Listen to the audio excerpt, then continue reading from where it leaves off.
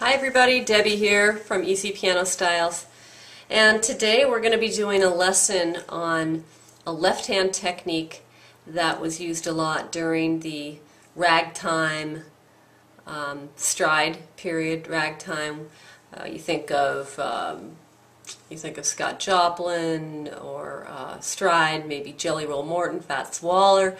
This is one of the basic bass techniques that's used. I'm going to show you three different ways of doing it. One is going to be very simple, and the next, if you want to get more advanced and you feel you can put the hands together, then you do the more advanced one, and then there's one that's quite advanced. So we'll start with the simple one, and this technique we start in the left hand. Remember, the bass line in the left hand is very important when you're playing this kind of stride style. And because it's providing the left hand, the bass note is providing the bass, of course, and you're also getting a sense of the meter, the movement, the pulse, and you're also getting the harmony, especially if you're doing the more advanced way, because you're adding a harmony chord on the second and the fourth beat. So we're going to demonstrate this all on a C chord. We start with the left hand playing the root of the chord, so that's a C, the first beat. On the second beat, the left hand's going to pop way up here to the 10th or the third of the chord up an octave.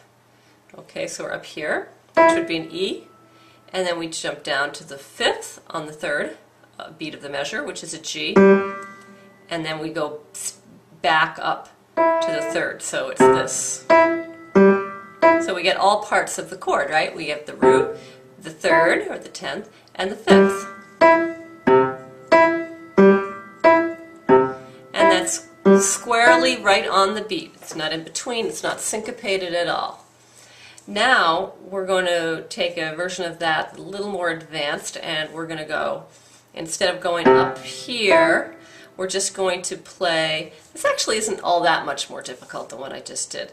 We're playing the root of the chord here, C, and then the two upper notes of the C chord, which are E and G, right? So right there, we don't have to move your hand much, and then we pop down to the 5th, and then we bring that back up. So it's the root of the chord, the third and the 5th of the chord, and then the lower 5th down here, and we go back up to this.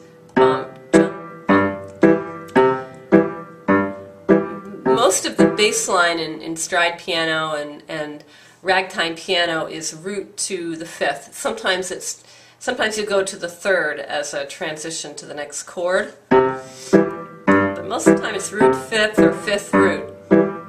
Okay, so the first version we had was this.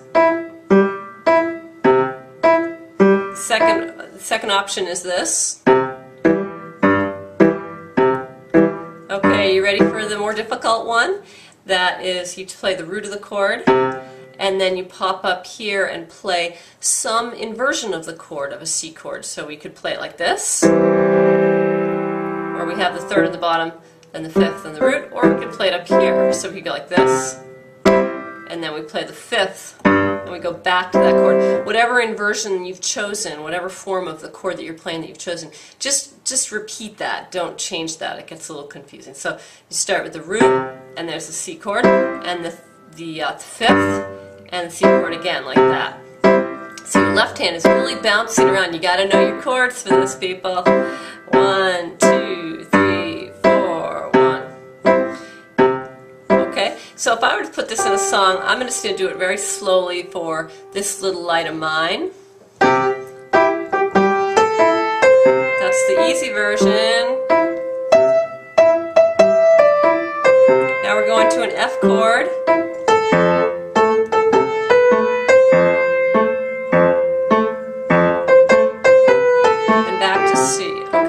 That whole thing again with the next way of playing it, which would be I'll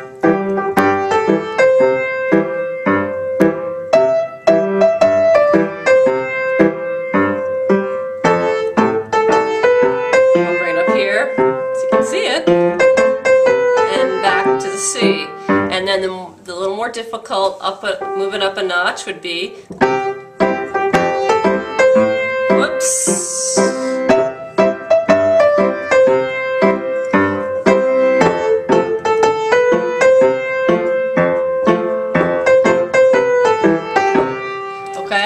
So I had a little difficulty with that myself. So, you know, and then if you really want to get more difficult, you can add a full octave to the left hand, which is what Fats Waller did a lot of, which was instead of just playing bum, chick, boom, chick, he did the full octave of the C, like that.